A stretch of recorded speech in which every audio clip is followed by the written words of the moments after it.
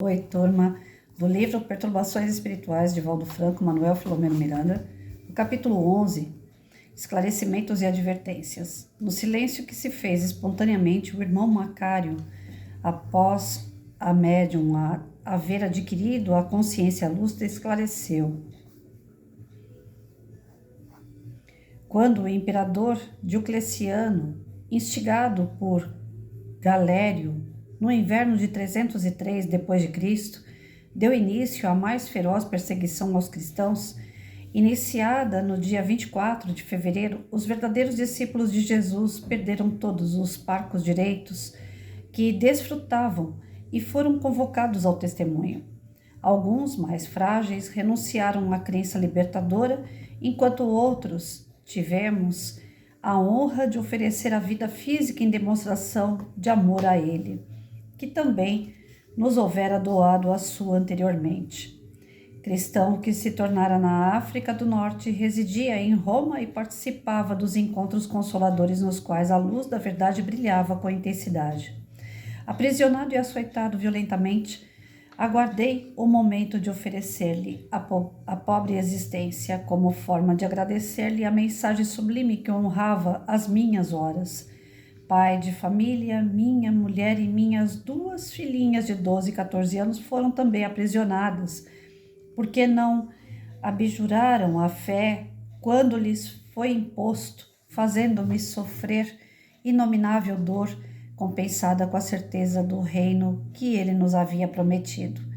Atirados às feras em espetáculo com a presença do imperador e do seu séquito, fomos estraçalhados pelos dentes afiados e as patadas fortes dos animais da Núbia e da Dalmácia, esfaimados e estimulados pelo odor de carne fresca para aquele inovidável entardecer. Fazia frio e o vento sibilava nos braços da natureza, enquanto o céu estava pesadamente nublado, mas apesar disso todos sentíamos a sua presença e após o pavor inicial da entrada na arena ameaçadora, um bálsamo tomou conta das nossas energias e o anjo da morte recebeu-nos após as terríveis mordidas e despedaçamentos. Quase que de imediato, enquanto as carnes fremiam nos últimos estertores, um amanhecer inigualável de sóis substituiu a noite que chegara, sem preâmbulos, e pudemos ver a glória da vida em toda a sua exuberância, com os espíritos bem-aventurados recolhendo os recém-desencarnados. Melodias de incomparável beleza e harmonia cantavam em toda parte e pairando férica no zimbório celeste a frase dos primeiros mártires: Ave Cristo. Aqueles que iremos viver a vida eterna te homenageamos e saudamos. As lágrimas copiosas que aljofravam em nossos olhos escorriam em abundância e fomos conduzidos a uma região formosa, embora não merecêssemos. A glória da imortalidade superava todos os limites da nossa percepção a respeito da misericórdia de Deus através do seu Filho amado. Desde então encontramo-nos a seu serviço, trabalhando pela preservação dos seus ensinamentos quando das terríveis dissensões entre as criaturas após o Edito de Milão, de autoria de Constantino. Os ervos sucederam-se e onde quer que a sua palavra seja enunciada, somos convocados para cooperar com os heróis e abnegados seareiros da esperança e da paz. Eis-nos, pois, a serviço do sublime amigo e benfeitor nessa grave situação que o Consolador enfrenta na terra, vindo dar cumprimento à sua promessa de não nos deixar órfãos, o Espírito de verdade e os luminares da erraticidade superior multiplicam os santuários de educação espiritual a fim de atenderem a humanidade na grande noite que precede o alvorecer da nova era. Todos nos encontrávamos emocionados diante desse apóstolo do bem que os céus nos enviaram em socorro dos trabalhadores da luz inapagável da imortalidade. Pude observar que o irmão Mulá, embora em sono, era abençoado em socorro providencial pelas vibrações que reinavam no ambiente e o penetravam. Voltando-se para os companheiros encarnados, envolvidos nos conflitos graves promovidos pelos adversários de Jesus, falou-lhes em ternura paternal. Esta é uma luta em glória, cujos danos repercutirão no vosso destino. Recordemos que ele nos ensinou que o escândalo é necessário, mas infeliz o escandaloso, porque as leis dispõem de mecanismos especiais para educar, não necessitando que uma retificação dê lugar a futuros sofrimentos. Fostes convidados para estabelecer o reino de Deus na terra, amparados pelos nomes tutelares com os quais conviveis conscientemente através das memoráveis comunicações mediúnicas. Sois gentis com os desencarnados em aflição que vos visitam, em busca de harmonia e libertação. No entanto, voltai-vos uns contra os outros como se fosseis chacais esfaimados por questiúnculas egóicas. Não sois vós, embora a imprudência vos pertença. Alguns de vós estáis sob danosa inspiração, que necessita ser rechaçada com veemência. Despertai para o amor em toda a sua plenitude, ajudando-vos uns com os outros, sendo misericordiosos para com aqueles mais fracos que tombam pelo caminho, ou cujas forças lhe faltam na ascensão ao Calvário, que a todos nos liberta. Resolvei vossas dificuldades pensando na causa do bem e não nos interesses que nos amesquinham, induzindo-nos à preservação dos sentimentos do rancor, do ódio, de todo o seu séquito maléfico. Tá caprichando nas palavras difíceis aqui, viu, gente? É tempo de dialogar em vez de competir, de ajudar, não de criar embaraços. A queda de alguém a quem somos inamistosos é razão de preocupação social, porque quando um trabalhador tomba, o grupo fica ameaçado. Erguei-vos na solidariedade. Aquele que hoje está com a responsabilidade da administração, amanhã estará na de um anônimo, servindo sempre, porque o importante não é o posto, a posição de relevo. O espírita sabe que deve obedecer às leis da sociedade, mas não pode esquecer a lei de amor acima de todas as conjunturas. Dissolvei o veneno da maledicência, ajudando-vos como anteriormente, corrigindo o que se faça necessário e lembrando-vos que tereis que dar conta da vossa administração, da vossa conduta, das vossas ações. Não tendes desculpas, qual ocorre com muitos outros que ainda não foram despertados para a vida imortal. Fez uma pausa, dando lugar a que os presentes nos olhássemos e contássemos a irrisão pela qual se lutava, o desvio de rumo que se haviam permitido os bons servidores de Jesus, ensejando a oportunidade para hipnose morbífica. Logo prosseguiu. Quando volverdes ao abençoado escafandro material, lembrai-vos de alguns dos conceitos aqui enunciados do sonho confortador e estareis com sentimentos acalmados. Mantende esse estado de alma, deixai a arena das paixões para aqueles que ainda não conhecem o doce Galileu, e vivei de acordo com os seus princípios, nos quais o ego cede lugar em todas as circunstâncias. A renúncia dar-vos-á oportunidade de estardes mais próximos dele. A abnegação vos enriquecerá de alegria e o perdão das ofensas será o selo de luz sobre o documento dos compromissos novos de ajuda recíproca. Não temais, porque o Senhor está conosco e a obra é dele, que nos cuida e nos ampara, embora as dificuldades que semeamos pelo caminho em razão da nossa pequena percepção e da nossa visão imediatista e humana.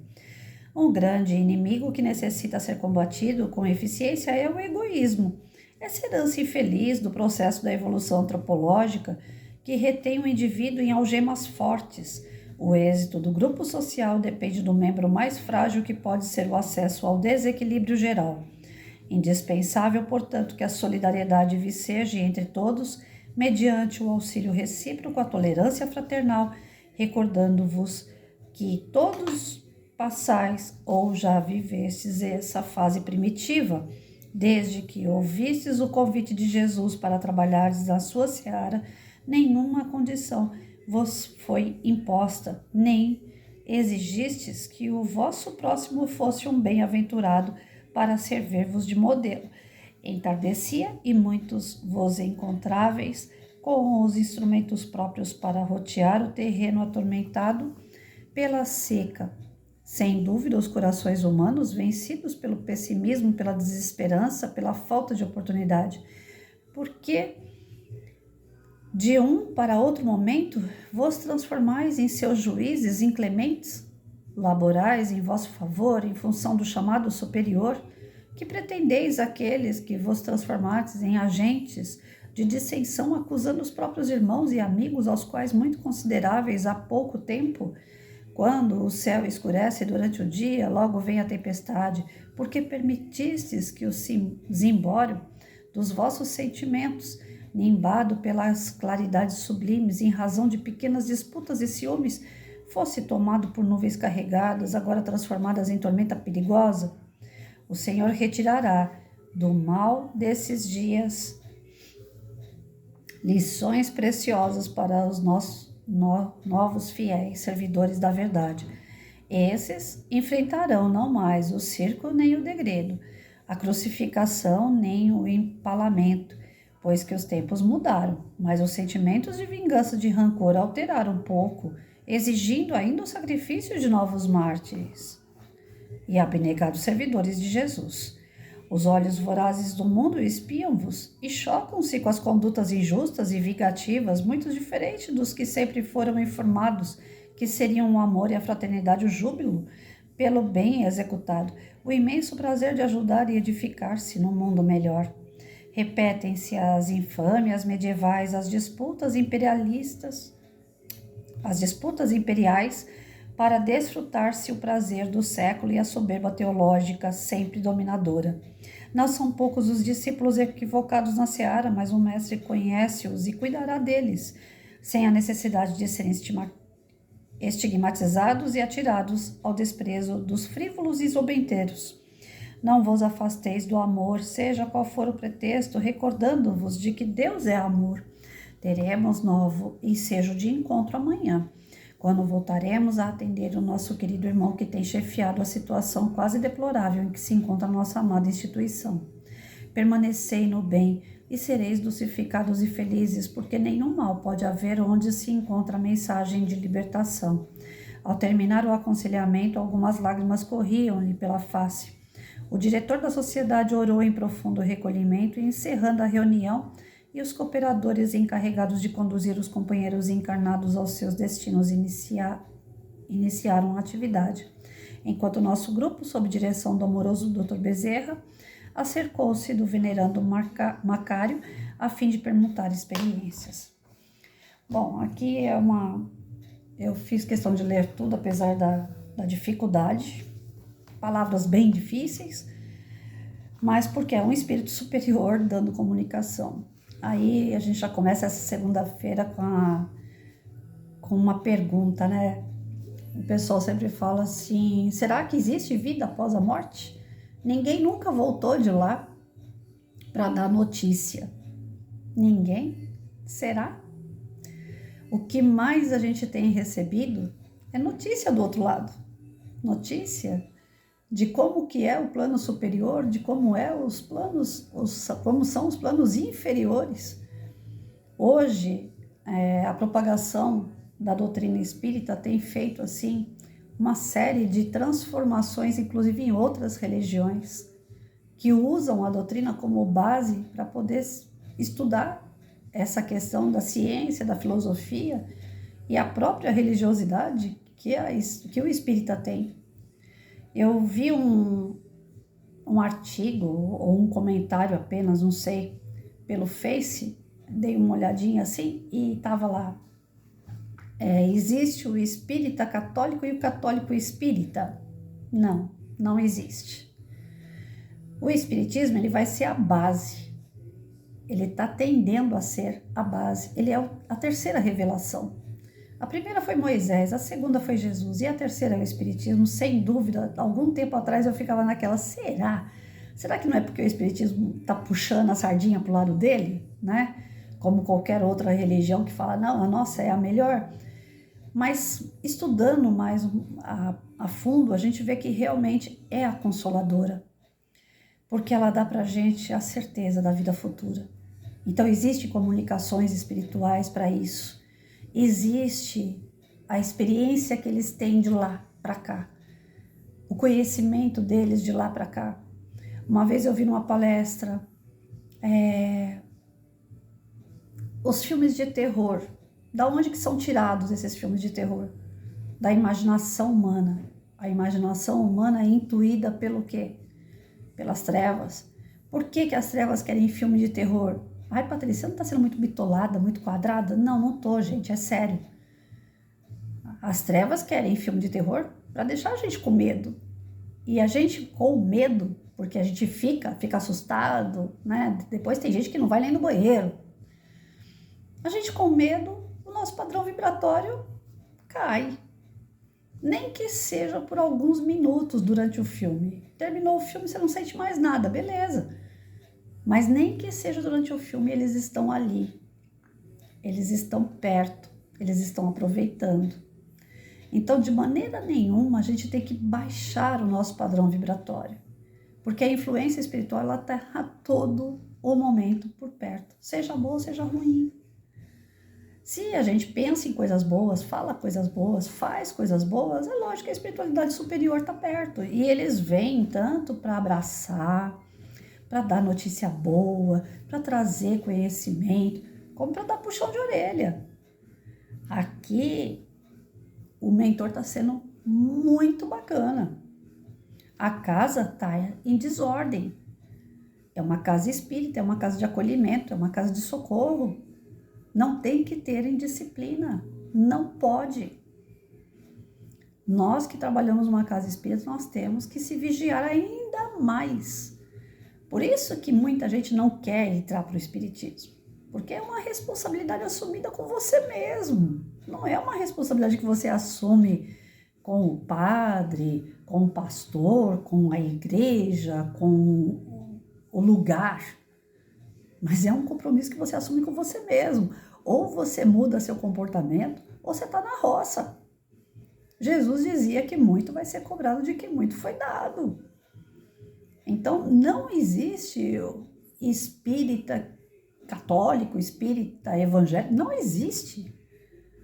O que pode existir e deve é que todos podem ter acesso ao conhecimento que o espiritismo traz para ampliar o seu conhecimento e frequentar a religião que mais se identifica. Então, quando a gente for falar lá na rua para as pessoas, qual é a sua religião? É aquela que você pratica. Você é católico, você casou, você é batizado pela católica, você vai na missa, você manda rezar a missa. Então você é católico. Nada impede de você ir no centro espírita, tomar um passe, assistir uma palestra, ler, mas assuma aquilo que você é. Porque quando começa, aí eu estava vendo nesse texto, né? Quando você começa a ir muito num lugar, vai no outro, vai, pula, né?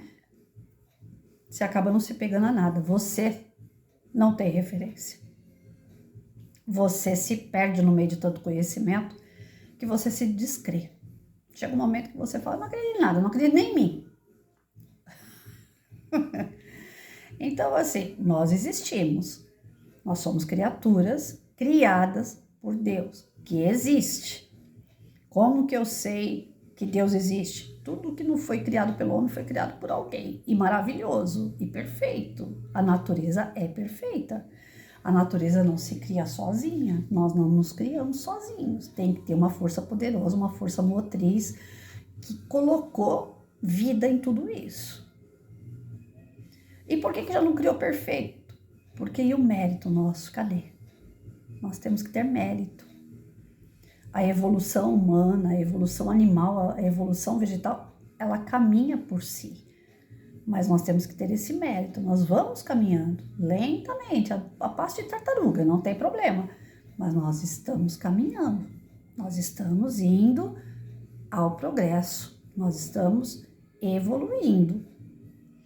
E quanto mais a gente evolui, mais responsabilidade a gente assume. Nós já atendemos em casa espírita pessoas que são evangélicas e que acreditam no sono eterno. Ah, quando eu morrer eu vou ter o sono eterno. Chega lá, a pessoa tá viva do outro lado, mas não quer acordar. Vamos, acorda! E a pessoa tá lá, como se ela não escutasse ninguém. É o desejo dela e ela fica naquela posição ali, às vezes por muito e muito tempo. Então, o conhecimento espírita, ele ajuda a abrir a mente. Fala, opa, nós temos vida lá do outro lado. Existem comunicações, sim. Tem muita gente que vem do outro lado para dar notícia. Vem para dar notícia boa, vem para dar notícia ruim, vem para adiantar o nosso progresso, vem para dar puxão de orelha. Eles vêm. Vem sim, tem muita comunicação. Chico Xavier aqui no Brasil foi o cara mais conhecido que propagou isso. Então, ainda é absurdo ouvir pessoas falando assim, ninguém nunca veio de lá para falar alguma coisa.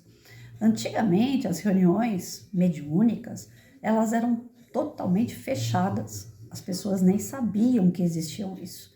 Porque existia aquele preconceito. Mas estou falando lá na era medieval, hein? Lá atrás. E isso se não for até antes, é que meu conhecimento vai até lá. Na era medieval, se o cara falasse que tinha uma comunicação espiritual, ele era jogado numa fogueira. Era morto. Ah, tá endemoniado. As bruxas nada mais eram do que pessoas que tinham esses contatos espirituais. Eram pessoas, não eram bruxas. Mas eram tidas como bruxas por quê? Para a igreja, heresia. Para a igreja, se falasse de vida após a morte na época medieval, acabou. Ia acabar com a estrutura da igreja. Então, para ela não podia acontecer isso nunca. Nós temos, então, relatos e relatos dizendo que a vida continua assim. Esse tipo de reunião é comum, é muito comum.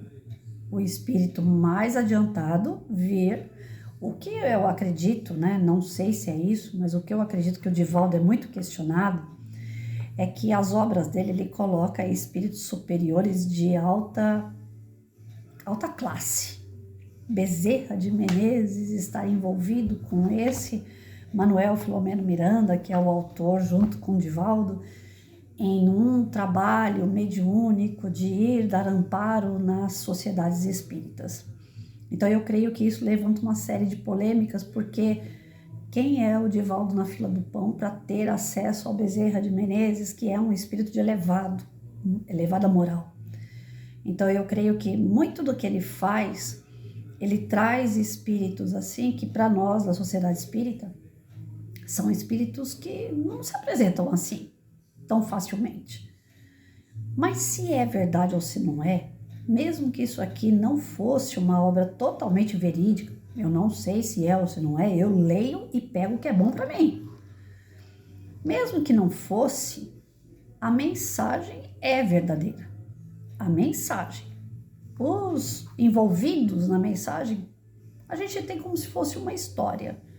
Se for verdadeiro, melhor, né? Nós estamos tendo a honra de ter espíritos aqui de elevada moral, para trazer ensinamento para nós. Mas se não for, se tem alguém que questiona os espíritos que o Divaldo coloca nos seus livros, nas suas obras, não tem problema, gente. Vamos acreditar na história, porque ela é assim que acontece. Eu já fiz parte de grupo mediúnico, é dessa forma igualzinha. Chega um espírito endurecido, você conversa, aí ele quer falar, ele não quer ouvir. Para começo de história, você, seja bem-vindo, meu irmão, tá? Ele, bem-vindo nada, eu vim obrigado. Já começa por aí, grande parte dele já chega desse jeito. E dando risada, e querendo fazer aquele pânico.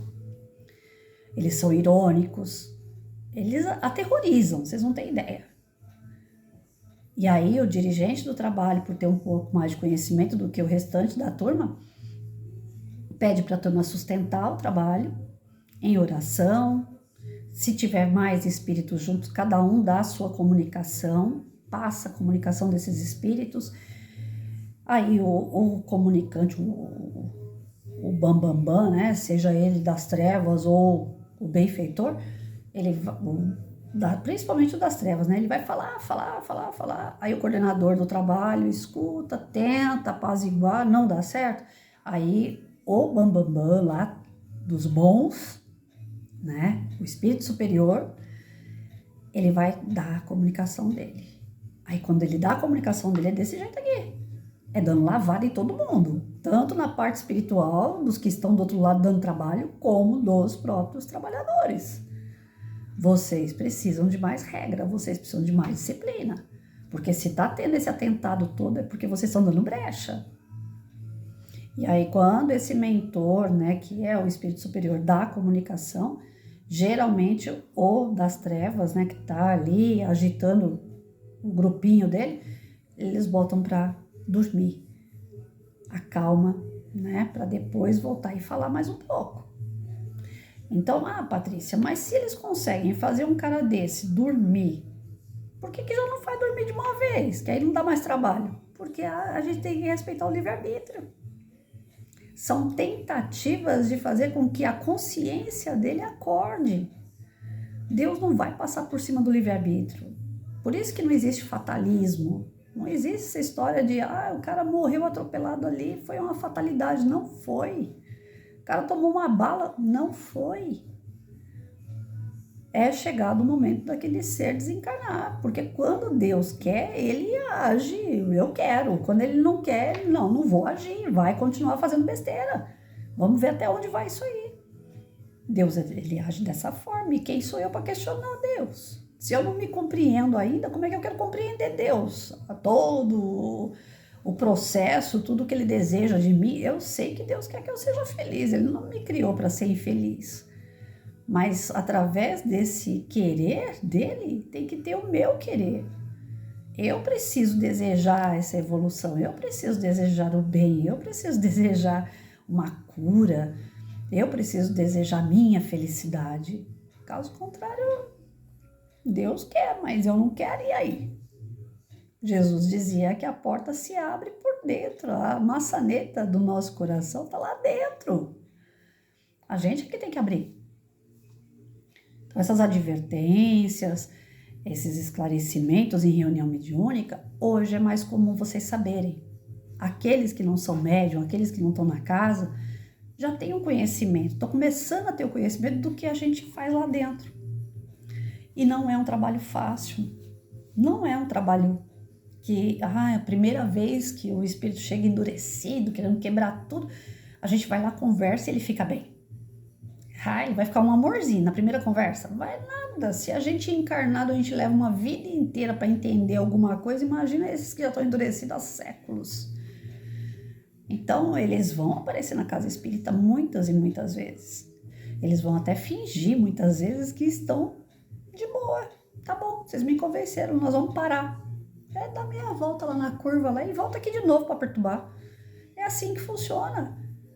Vocês nunca trabalharam ou estiveram no meio de uma pessoa difícil? Que ela fala, não, tá bom, eu já tive. Eu cheguei numa pessoa e falei pra ela, você tá me perseguindo, você tá me enchendo o saco, você tá me tirando do sério. Mas se eu te fiz alguma coisa, me desculpa. Pelo menos para você parar com tudo isso. Pode ser. Faz o seu serviço e deixa eu fazer o meu. Eu tinha certeza que naquele meio ali, naquele momento, naquela escola, naquele trabalho, naquele ano que eu conheci a Licita, eu não fiz nada. Eu vasculhei aqui a minha consciência, eu não fiz nada para essa pessoa. Por que essa pessoa me persegue tanto? Aí volta o esclarecimento da doutrina. Se não foi nessa vida, foi na outra. E segura a onda, porque é uma dívida grande. Eu falei, putz, então Itaquá inteira deve para essa mulher. Porque, meu Deus do céu, ela se faz de, tá bom, eu entendi, dá um abraço, tá perdoado. E ela dá uma volta no pátio e volta aprontando de novo. É assim. Os espíritos mais trevosos, eles são terríveis, gente. Eles são terríveis. Eles te convencem que você é o errado.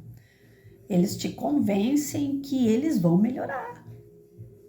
E aí, e por que eles convencem? Porque eles são inteligentíssimos. Os espíritos trevosos não são burros. Não são. Os zombeteiros, que são aqueles que gostam de bagunça, de bebida, de droga, de dar risada à toa, né? O cara caiu no chão e ele tá dando risada. Esses aí, eles são meio atrapalhadinhos, né? São até que, vamos dizer, engraçados, né? Porque a ideia deles não é fazer o mal totalmente. Eles se comprazem com o mal, mas a ideia deles não é fazer mal. Agora, os trevosos não, a ideia é fazer mal. E para fazer o mal, o cara tem que ser muito inteligente. Você já viram algum assaltante de banco? Não tô falando assaltante de galinha, não, de botijão de gás. Assaltante de banco. Como esses caras são inteligentíssimos. Se eles usassem aquela inteligência para o bem, Jesus, quanta coisa boa ia acontecer nesse mundo. A gente tem um aí que tá no presídio há quantos anos? Lá dentro do presídio ele controla a maior facção daqui de São Paulo. E ele jura de pé junto cada vez que ele vai dar o depoimento dele, que ele não tem nada a ver com a facção. Ele fala com você assim, com uma educação. Ele te convence pela simpatia dele. Ele é muito, sabe? Eu fico besta de ver os depoimentos daquele cara. Eu falo, meu, se um cara desse passasse pra mim, na minha frente, eu não imaginasse nada do que ele é. Um cara desse me ganha em 2 tempos. Ganha na amizade, ganha até mesmo para um relacionamento, porque ele é encantador. Ele não é um cara que você olha e fala, nossa, é um marginal. De jeito nenhum. Então, os espíritos mais endurecidos e trevosos, eles são assim. Não fique imaginando um espírito trevoso, aqueles caras monstros. Eles se apresentam também dessa forma para assustar as pessoas, às vezes, quando eles querem, né? Mas grande parte deles não. Eles são encantador, porque eles têm inteligência. Então, às vezes, nós nos dedicamos tanto à bondade, à caridade, mas nós esquecemos a inteligência. E qual é a parte da inteligência que o espírita ou qualquer um que queira seguir Jesus precisa? Estudar. Se aprimorar de verdade. A gente brinca muito com essa questão do aprimoramento. Ah, eu vou lá no centro, eu assisto uma palestra, tomo um passe e eu já sou espírita. E pronto. Né? Ou então eu vou na igreja, eu assisto uma missa, pronto. Eu estou de acordo com os rituais e os dogmas da minha religião, pronto. Não é isso. É orar, vigiar, é estudar, é praticar, é estar sintonizado, é exercício constante. Se a gente não tiver isso, nós somos presas fáceis da escuridão. Então, aqui fica claro para a gente, nesse capítulo, que, independente de ser espírita ou não, nós temos que ter essa prática ao bem, orar, vigiar e estudar. Nós temos que estar sintonizados com coisas boas, ponto. Para o espírita, aí vem a responsabilidade maior. Além de a gente fazer por nós ainda temos que fazer pelos outros. De verdade. Porque quem vai na casa espírita não vai para ficar vendo o palestrante bonito. Não vai para depositar na casa a sua cura, a sua transformação. Vai ser através dos trabalhadores que essa pessoa vai procurar se transformar. Como foi falado do Henrique aqui, né, no capítulo. Ele era um advogado, se entregou a uma mulher promíscua, perdeu tudo que tinha, acabou se embebedando, usando droga, virando pedinte. Graças à doutrina, ele entrou e começou a ver através do comportamento dos trabalhadores da casa uma forma dele também trabalhar. Ele se transformar e não alguém transformar ele. Diferente de dar uma cesta básica para uma pessoa, de dar uma casa para uma pessoa, de dar. Não. A gente até pode fazer essa parte como primeiros socorros, né? Mas a pessoa vai ter que caminhar, a pessoa vai ter que aprender a caminhar. E geralmente quem entra na doutrina é para isso. Quem entra, eu tô falando não quem passa, quem entra na doutrina é para isso. É para se transformar e ajudar os outros que vêm depois a se transformar também. Ontem eu coloquei isso no meu Face, não foi numa frase mórbida, nada disso. Mas eu coloquei no meu Face, foi o dia que eu não estiver aqui, Eu quero que lembrem do que eu faço e quero que façam mais do que eu, né? Eu procuro fazer coisas boas às pessoas, eu procuro estar atenta às necessidades das pessoas, eu escuto o problema das pessoas, eu dou atenção para quem precisa de atenção, mesmo que seja pessoas que às vezes estão falando coisas que eu não concordo ou falam coisas que são desagradáveis, mas eu procuro dar atenção porque aquela pessoa tá pedindo atenção. Eu procuro dar o pão para quem tem fome, eu procuro dar um sorriso para quem precisa do meu sorriso, eu procuro brincar onde eu vejo que tem dor, para tirar a dor da pessoa eu faço qualquer coisa, eu brinco, eu extrapolo. Eu tô sempre atenta de querer colaborar. Perfeita nunca. Eu não vou ser, eu tô longe de ser perfeita, mas muito longe. Então, quando alguém fala assim, nossa, você é isso, você é aquilo, eu falo, gente, eu não sou porcaria nenhuma. Então, eu tenho muitos, mas muito defeito. E eu vejo isso a cada dia aflorar mais. Em vez de terminar com os meus defeitos, parece que eles vão aparecendo mais. Aí eu falo, meu Deus, muda, Patrícia. Mas tem coisas que eu faço legal. E ontem eu coloquei isso no meu Face. Falei, eu espero que aquilo que eu faça de bom, os que estão comigo continuem fazendo e passem para outros e outros e outros. É assim, o espírita ele tem essa necessidade de achar que a sua vida não foi em vão. Não é que eu sirva de modelo para ninguém, mas aquilo que for bom que eu faço, repitam e façam mais e melhor do que eu. Quando eu fazia projetos na escola, eu falava isso na escola, cansei de falar. Falei, gente, vamos trabalhar comigo, vamos aprender o que eu tô fazendo, porque vocês têm mais potência do que eu. Eu sou uma só. Algumas coisas que saem dessa cachola aqui, que vai para a sala de aula, que vai para os meus alunos. Mas imagine, eram 18 professores. Já pensou se todo mundo começasse a trabalhar com parceria, que nem eu? Já pensou se todo mundo fizesse projeto como eu estava fazendo? Tirar aluno da escola, levar para os lugares, para conhecer lugares diferentes, trazer palestrante para poder trazer a realidade para as crianças. Praticar, fazer horta, fazer reciclagem. Tem um terreno aqui na frente de casa que eu paquero ele a vida inteira. Tem 27 anos que eu tô aqui.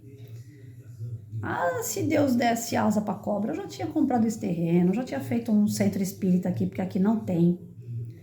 Eu já teria feito um galpão para fazer palestras, para trazer palestrantes de tudo que é área, para a molecada daqui em contraturno, para poder fazer a reciclagem comunitária, fazer a horta comunitária, ter um parquinho para as crianças, ter assistência de dar condições de transformação. E não esses postos que dá leite, que dá a cesta básica, nada disso.